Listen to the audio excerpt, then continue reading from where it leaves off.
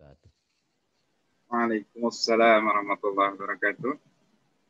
Terima kasih Pak Kiai.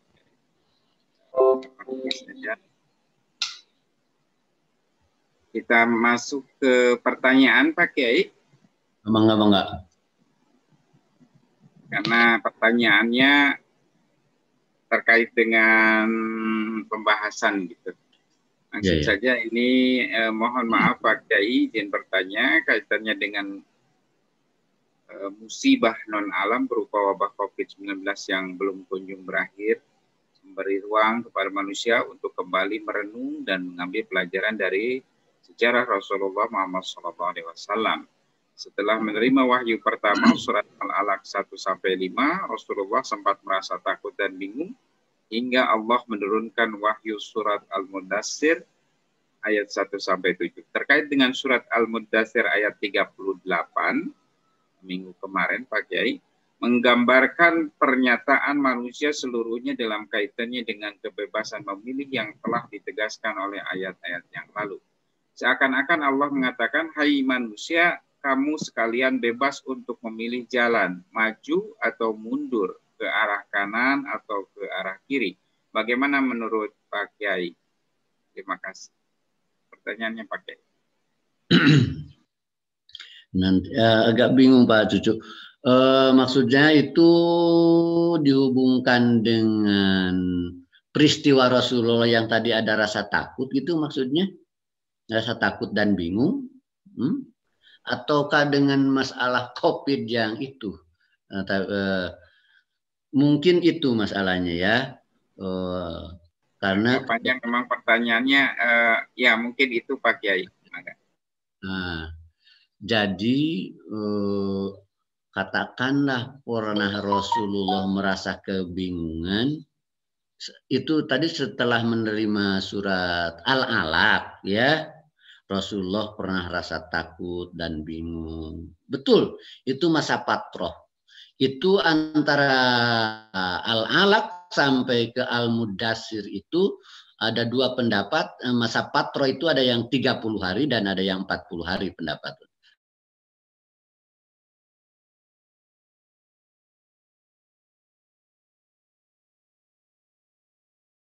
Nah, jaraknya lama sehingga orang musyrikin mengatakan Muhammad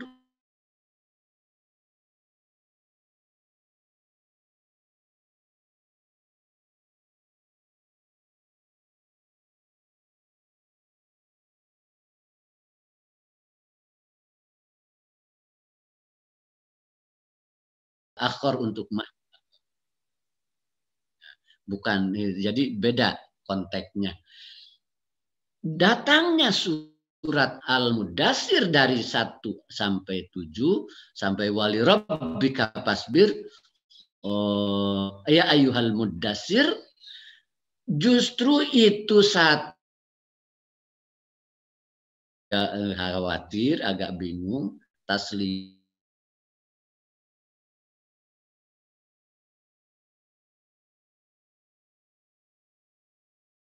Panjang ceritanya ya. Kumpa andir warabbaka fakabir wasiyab. Nah itu justru memberikan penguatan dorongan terhadap semangat Rasulullah. Wali rabbika fasbir, menyiapkan Rasulullah untuk tetap sabar dan seterusnya. Jadi posisinya di sana katakanlah kalau itu yang dimaksud kebingungan Rasulullah dan rasa takut Rasulullah bukan karena kebingungan dalam hal pilihan-pilihan itu ya, tapi justru ayat turunnya Al-Mudaththir itu tasliyah, menghibur Rasulullah, wa taqwiyah, menguatkan Rasulullah. Jadi beda dengan pilihan-pilihan yang tadi. Kalau itu yang dimaksud, jadi ayat ini berbeda posisi, ya. Sehingga dengan demikian Rasulullah betul-betul semakin kokoh. Dan kalau dilihat dari sisi fungsi, kalau Iqra itu itu fungsi Rasul menerima sebagai nabi. Kalau al-muddatsir kum andir itu realisasi Rasul Muhammad sebagai Rasul, karena kum andir tampil dan peringatkan. Nah, itu justru mengokohkan Rasulullah SAW. Mohon maaf kalau tidak pas dengan yang dimaksud. Saya tangkap seperti itu pertanyaannya. Ya. Monggo Pak Cucu. Ya, terima kasih Pak Kiai. Memang pertanyaannya agak membingungkan ini. Ya apa-apa. Saya kira cukup Pak Kiai. Masuk ke pertanyaan berikutnya. Bismillah. Assalamualaikum. Izin bertanya Pak Kiai. Dalam konteks pergaulan di lingkungan sosial media sosial, sering kali kita menemukan ungkapan atau obrolan yang menjelekan kelompok lain, namun dikemas dalam konteks mengungkapkan kebenaran atau qulil haq. Pertanyaannya, bagaimana kita membedakan konteks menjelekan dengan mengungkapkan kebenaran? Jadi ya mungkin ada tahdir atau apa ya, seakan-akan mengungkapkan kebenaran tapi sesungguhnya sedang menyalahkan atau menjelekan orang lain. Mungkin kurang lebih seperti itu pertanyaan. Bismillahirrahmanirrahim. Mengungkapkan kejelekan orang lain itu istilahnya ghibah ya. Nah, ada konteks-konteks menjelekan yang dibolehkan, menceritakan kejelekan orang lain yang dibolehkan, seperti mengadukan seseorang, kejelekan seseorang kepada orang yang berwenang untuk menyetopnya. Itu tertutup. Ya. Kemudian dalam proses pengadilan, ya ceritakan. Itu juga tertutup pada dasarnya. Atau untuk meminta fatwa tentang seseorang kepada kita, atau diminta fatwa kepada ahli, itu juga tertutup. Mengingatkan tentang seperti rawi itu kan menjelekan, tapi itu dalam konteks penjagaan agama, itu juga tidak terbuka. Nanti ada asasnya juga mengingatkan dosa-dosa yang terang-terangan atau bid'ah, dan bid'ah juga yang harus mujma' alaih, bukan bid'ah persepsi. Berpersepsi itu menurut saya ini bid'ah, menurut yang lain cuma beda pemahaman. Itu bid'ah persepsi, itu akan menimbulkan pertentangan dan perpecahan. Mujma' alaih ya, yang disepakati oleh semuanya.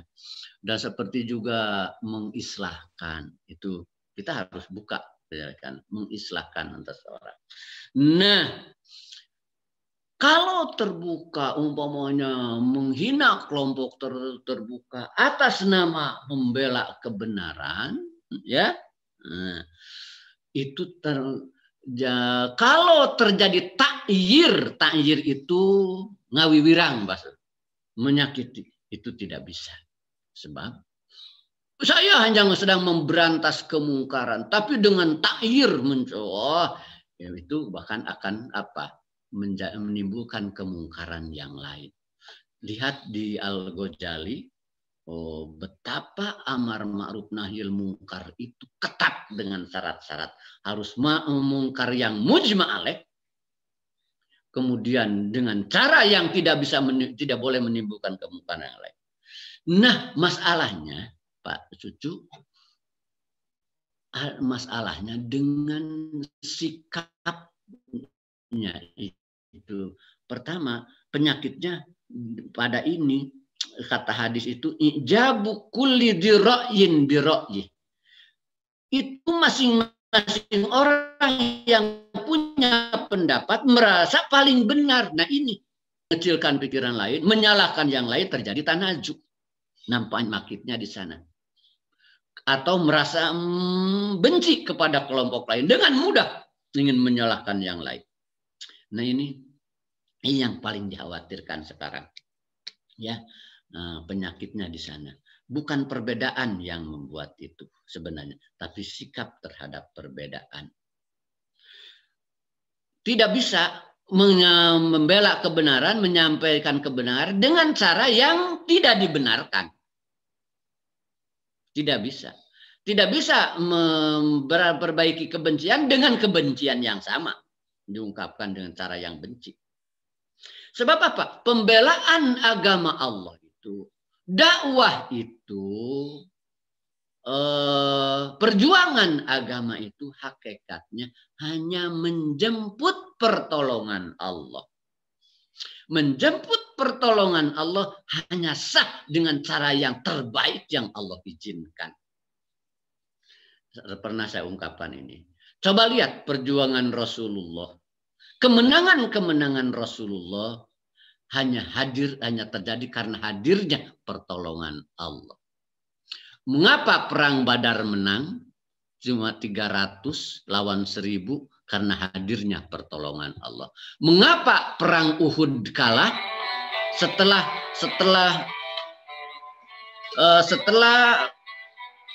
perang Uhud kalah, Mukmin kalah, para sahabat bertanya, Rasulullah kenapa kita kalah? Bukankah Allah sudah janji akan memberikan pertolongan? Turunlah ayat, walaqad sadaqakumullahu wa'dah.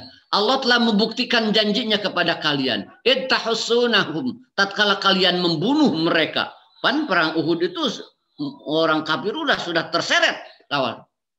Kenapa berbalik jadi kalah? Hatta idza fasyiltum wa tanaza'tum, sehingga kalian tatkala jadi lemah dan kalian terjadi tanazu, saling berbantahan, ada yang merasa paling benar.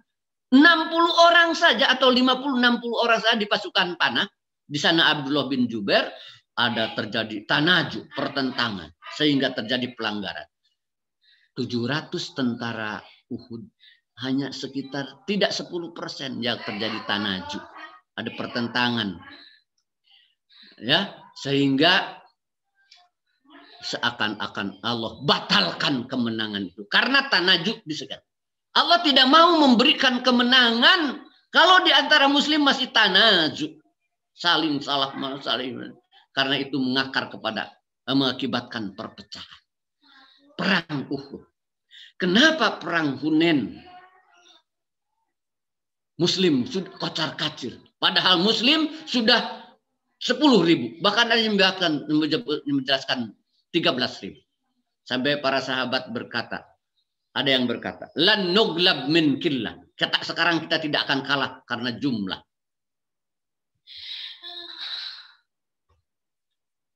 Sekarang kita tidak akan kalah karena jumlah.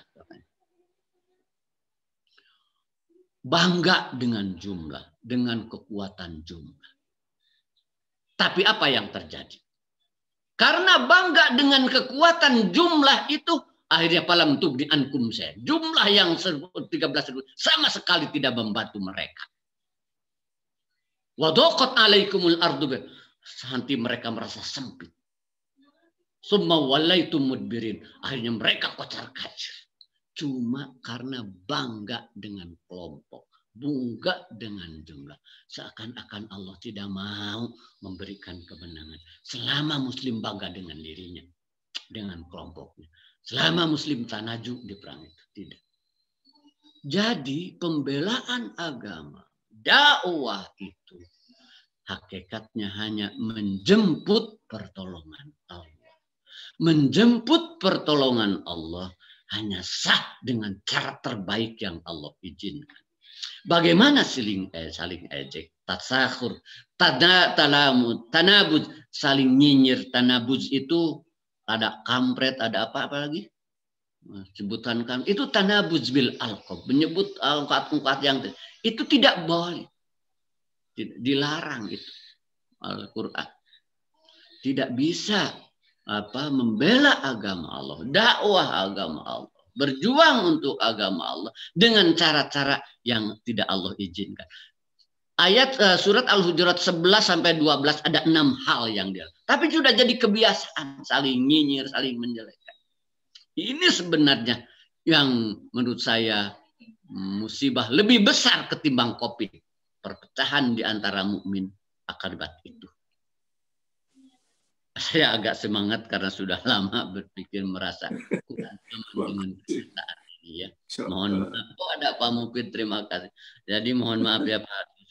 Saya agak semangat karena sudah agak lama itu berpikir berat sekali melihat kenyataan ini ya. Kenapa? Sedang apa mukmin ini? Sehingga peringatan Allah yang berdakwah dasar itu tidak membuat tadorru semuanya. Antara lain karena itu. Mohon maaf Pak Cucu kalau ada kelebihan apa jawabannya. Bagus. Terima kasih Pak Kiai, luar biasa.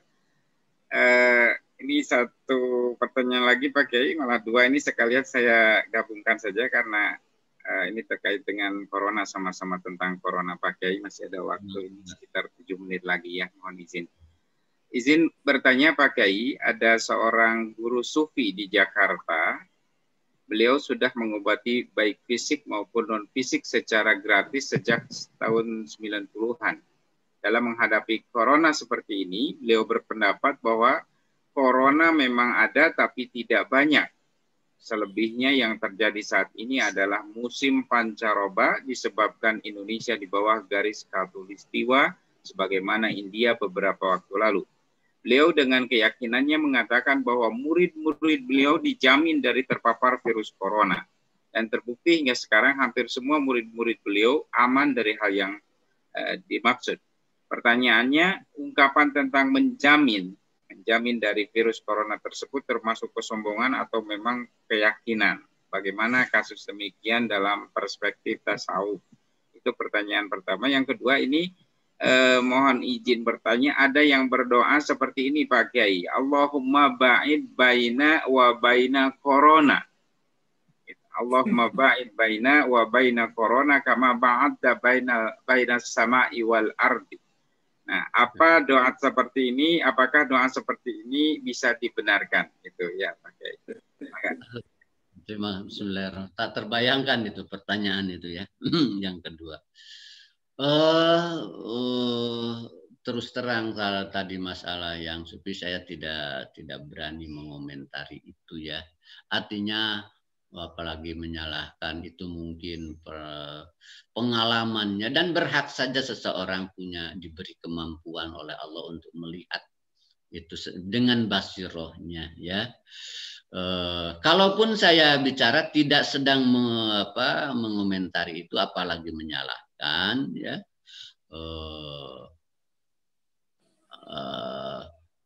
Mungkin saja apalagi ini masuk ke masalah yang gaib sebenarnya karena ini tentu saja pandangan yang hasil kontemplasi kemungkinannya matanya ya, ain basirohnya, bukan hasil alat-alat ya ilmiah melihat itu. Dua-duanya bisa jadi satu kebenaran yang diakui, hanya metodenya yang beda saja dengan kontemplasi. Hanya ini pandangan saya tanpa ada hubungan katakanlah dengan itu. Ini masalah gaib, Pak Cucu. Masalah gaib itu manusia sangat dibatasi ya. Hari esok itu gaib.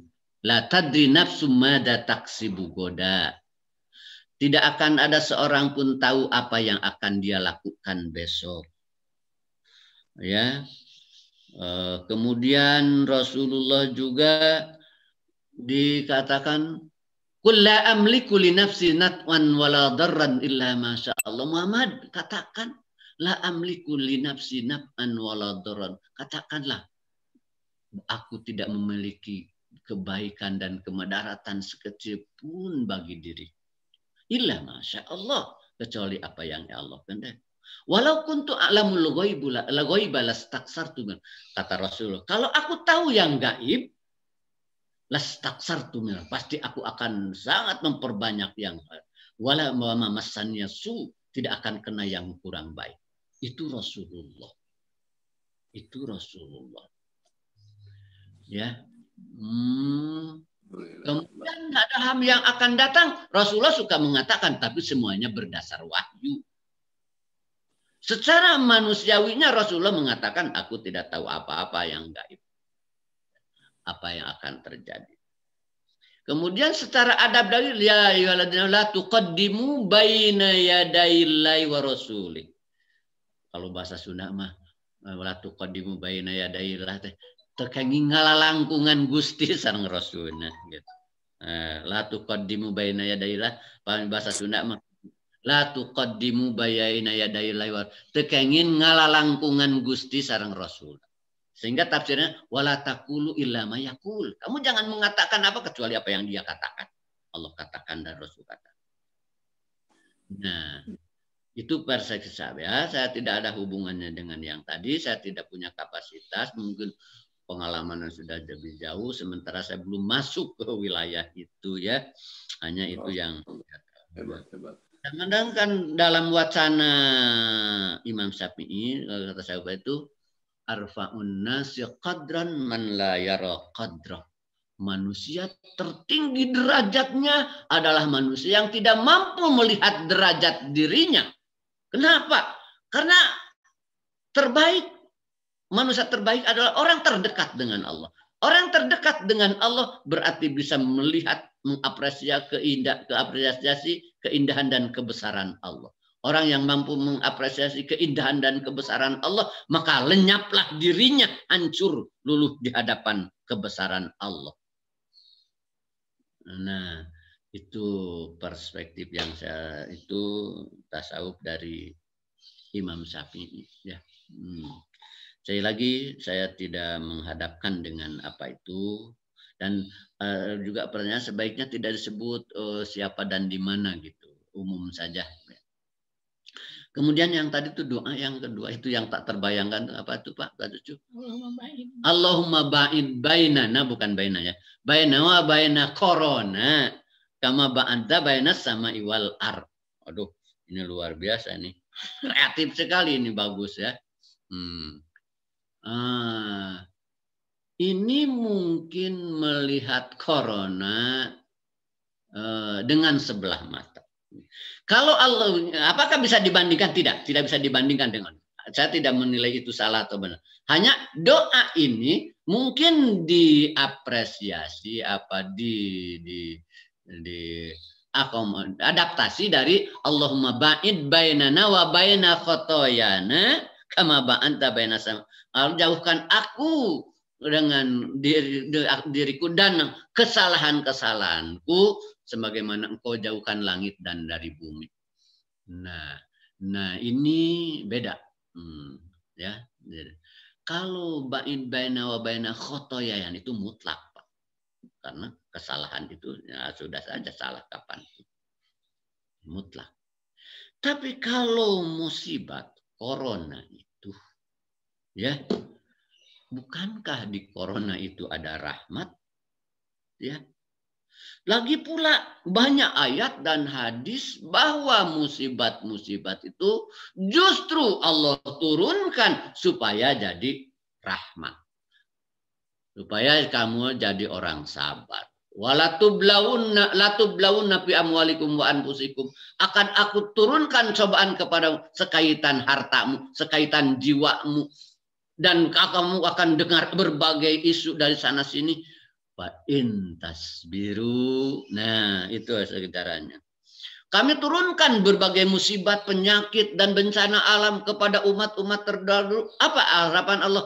La'allahum yatadarra'un. Tuh. Ada doa yang sepertinya ya Allah musibat dunia silahkan sajalah gitu asal aku bisa sabar saja. Wala taj'al musibatana fi dinina. Tuh yang di ya Allah jangankan musibat yang kena itu menyangkut agama. Ya menyangkut dunia mah memang itu mah Allah turunkan sengaja untuk meningkatkan kualitas manusia.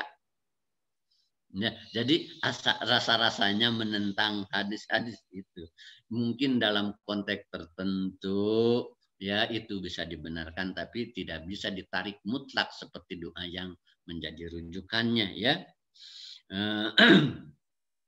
Allahumma ij'alna sakuro wa ij'alna saburo. Itu permintaan itu karena dihadapkan musibat-musibat ya. Kemudian tahmil malah tokotalana. Itu minta apa saja, kekuatan saja kepada Allah untuk bisa menghadapi musibat-musibat itu.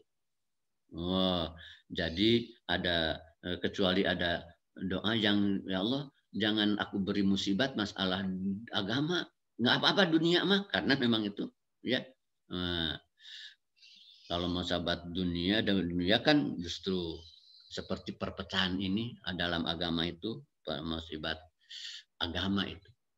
Coba ini Pak Cucu, seorang wanita hitam ini contoh terakhir, yang datang kepada Rasulullah itu meminta sakit, minta sakit. Kenapa? Suairah wanita hitam.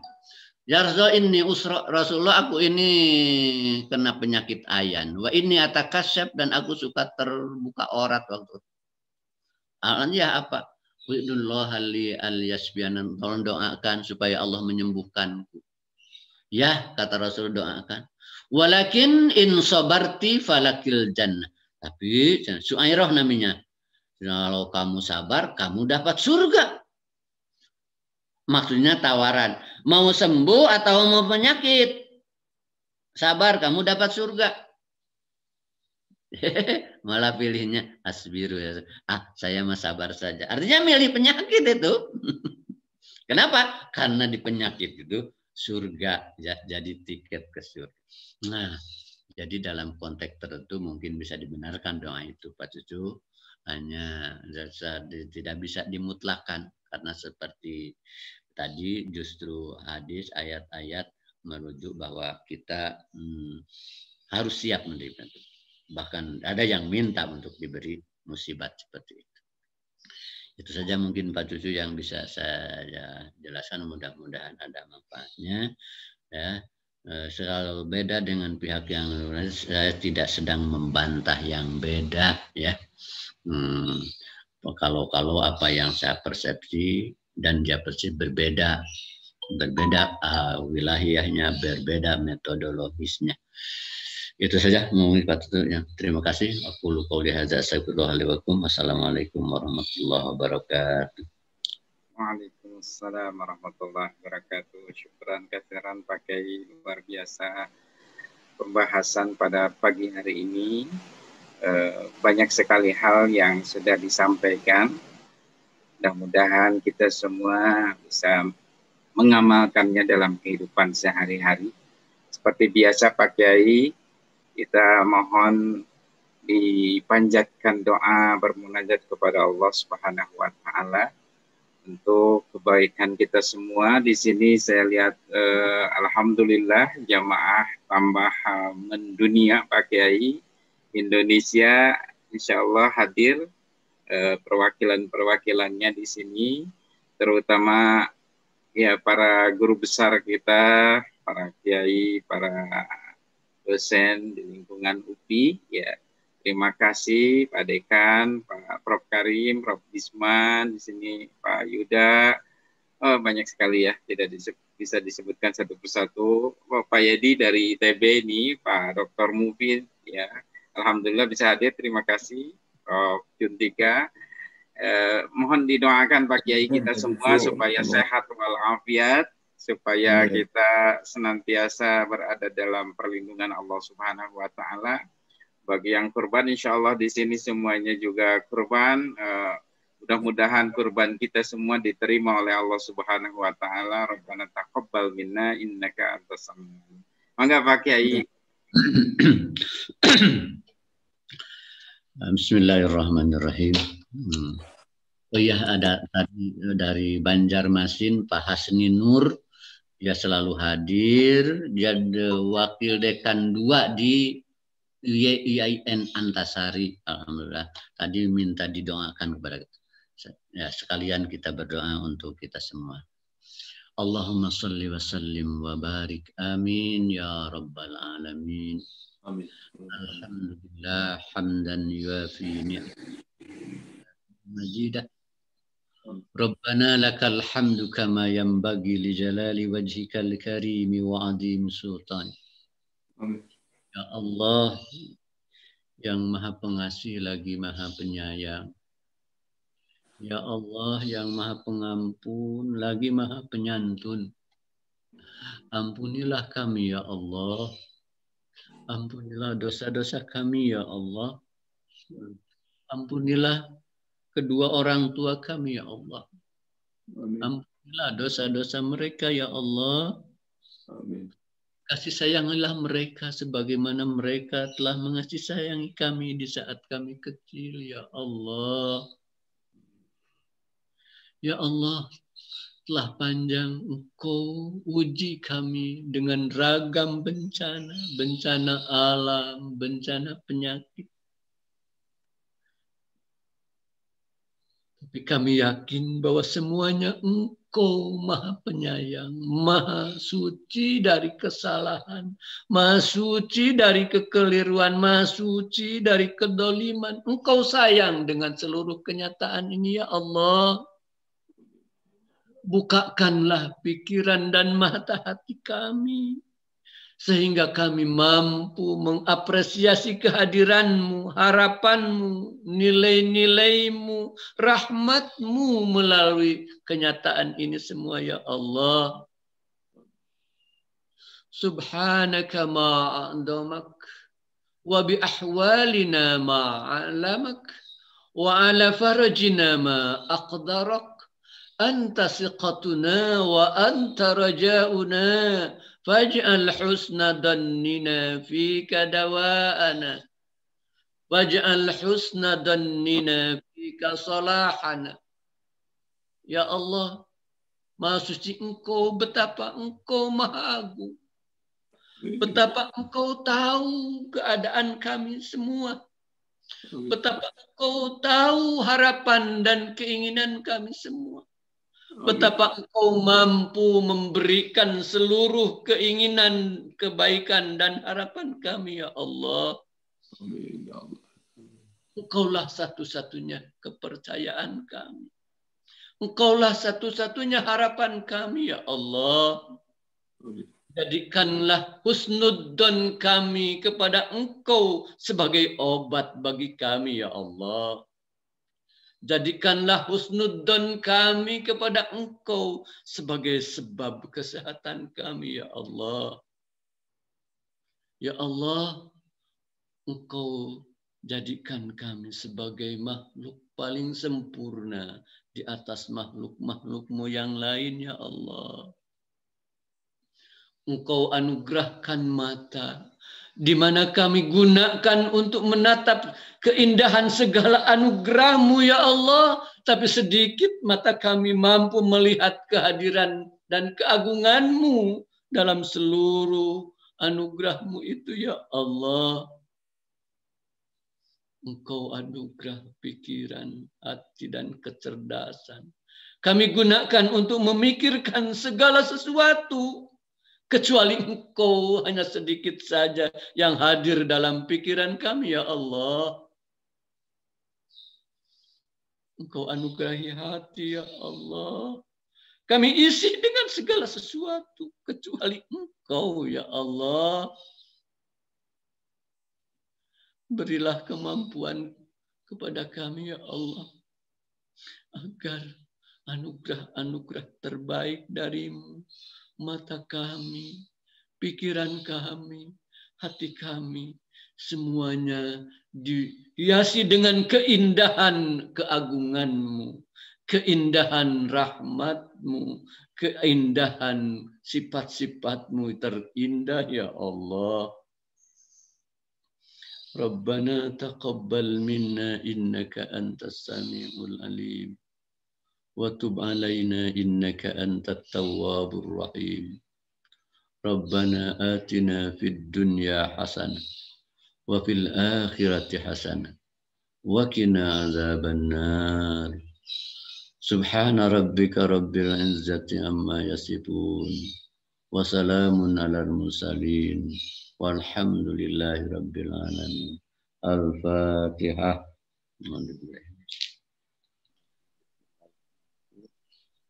Alhamdulillah. Assalamualaikum warahmatullahi wabarakatuh. Waalaikumsalam. Waalaikumsalam. Atur nuhun. Sami Pak Yadi. Pak Kiai. Atur nuhun. Aduh, Pak Dekan nuhun, Pak Dekan.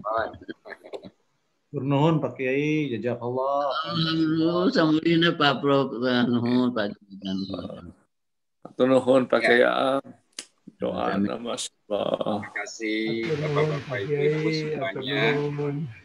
Saya atas nama Pak Disman Prof. ucapkan terima kasih dan kepada MC untuk menutup. Mangga MC.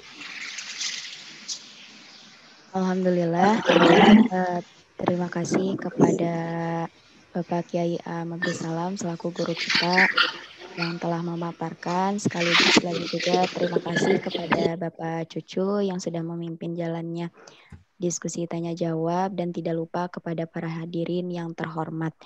Alhamdulillah rangkaian acara dari awal hingga akhir telah selesai. Sekali lagi terima kasih kepada para hadirin. Semoga kita bisa bertemu kembali di kajian tafsir Tarbawi berikutnya. Karena manusia itu tempatnya salah, saya selaku MC memohon maaf apabila ada ucapan atau perbuatan yang tidak berkenan di hati hadirin semuanya. Marilah kita tutup acara ini dengan mengucapkan hamdalah, alhamdulillahirabbil alamin, dan ditutup saja dengan kafaratul majlis. Subhanallah wa bihamdika, asyhadu an la ilaha illa anta, astaghfiruka wa atubu ilaik. Saya selaku MC pamit undur diri. Wassalamualaikum warahmatullahi wabarakatuh. Waalaikumsalam.